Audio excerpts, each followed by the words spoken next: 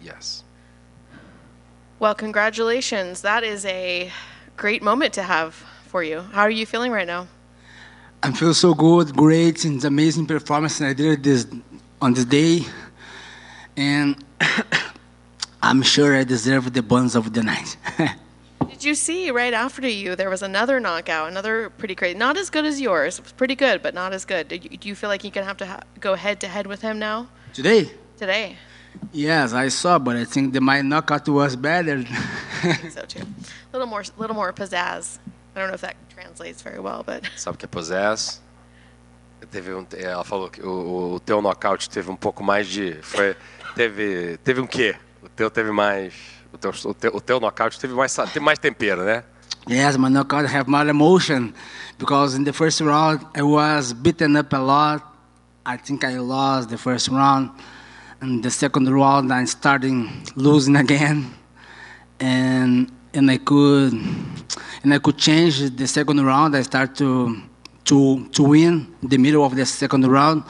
And the third round, I have no options to do that. I need just to finish my opponents to leave with the win during this fight. So I think I'm sure my knockout was the best of the night because since the beginning of fight.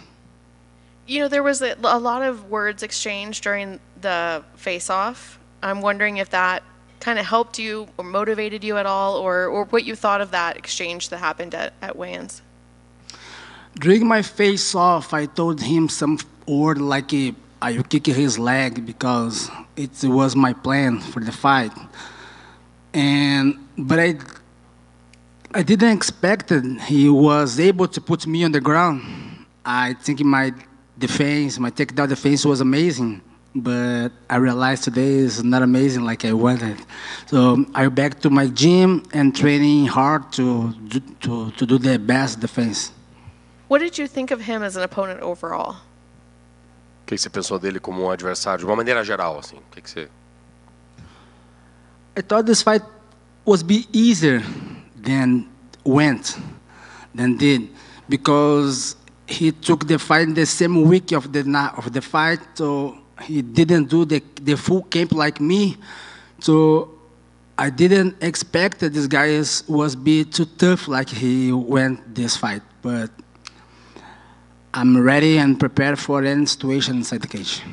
Have you guys spoken at all since the fight? I don't know if they let you guys exchange words or say anything to each other. Você chegou a falar com ele depois da luta ou não teve nenhum momento que vocês conseguiram trocar palavras ou teve?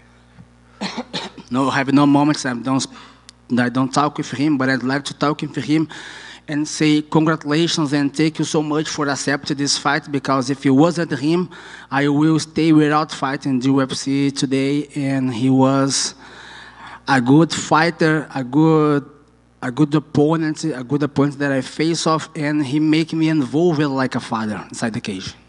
So what's next for you? When would you like to fight again, and do you have an opponent in mind? I would like to fight against Umar Nurmagomedov. I think he is fighting now in the right moments.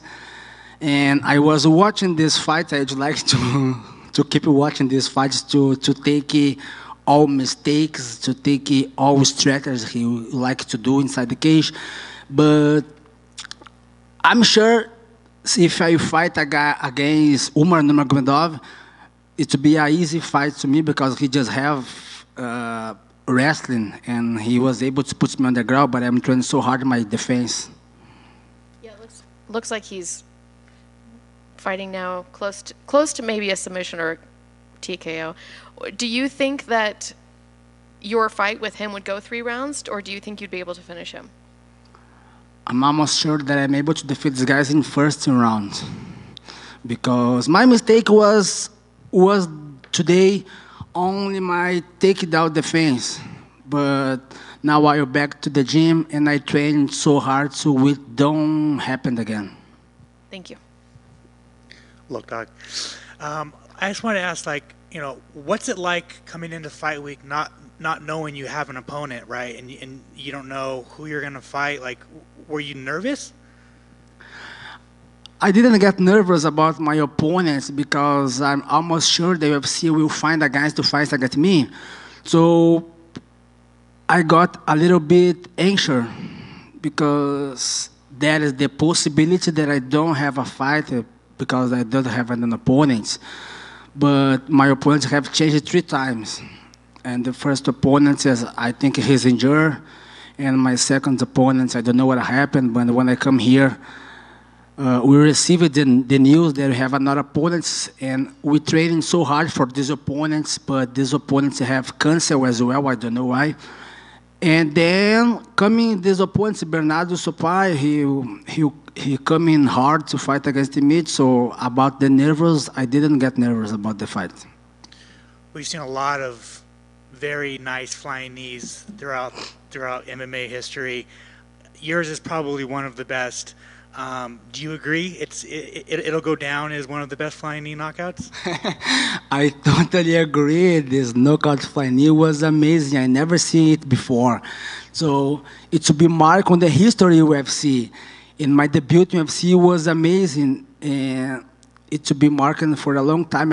For a long time, all people will talking about the knockouts. When some people will talking about the flying knee knockouts, the people will remember my name, Lock Dog. I mean, I think people are going to remember it. It's already March, right? I think in December, people are going to say that's probably the best knockout of the year. And I mean, just thinking about that now, having the best knockout of a year, it's got to be special for you, right? Of course, it's too special for me. It's been marking the UFC memory in my mind as well. And as I say before, every people, when you want to remember about the flying knee, you remember about my name, Lock Dog. Who is Lock Dog? It's the guys who applied the flying knee in the UFC and won by TKO in 13 rounds after he's lost in the first and second round. And then finally, do you hope to fight in Brazil in May for UFC 303? 301. 301. Do you hope to fight in Brazil? Of course, I'd like so much to fight in my country. It would be a great gift to my people and to myself. And I will be ready to fight in this day. Thank you. Thanks so much. To your right here. I got to ask you about that knockout, kind of jumping off that historic.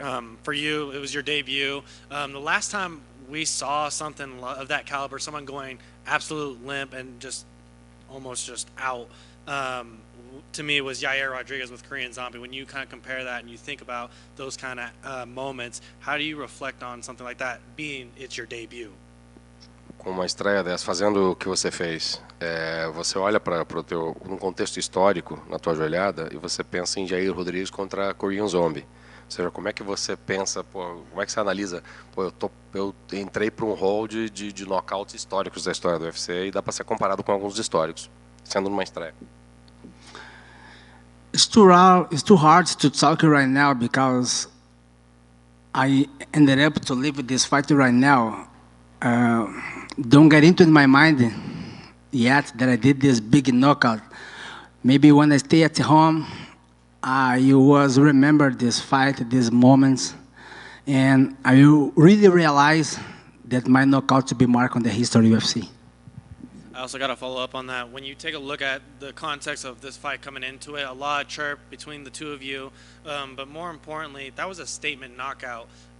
What do you think that message sends to the rest of the division? I know you're very eager on wanting to fight like a Nurmagomedov or someone like that, but what message do you think is being sent through that knockout? I think after my knockouts, I don't have to talk nothing else because every fighter in the division know about me right now. So every fighter who was on the top of me or up on me will remember this knockout, and he must be thinking, oh, Lock Dog is coming. The new king is coming. This king is me, Lock Dog. Looks like the king's here, so congrats on the win. Thank you so much.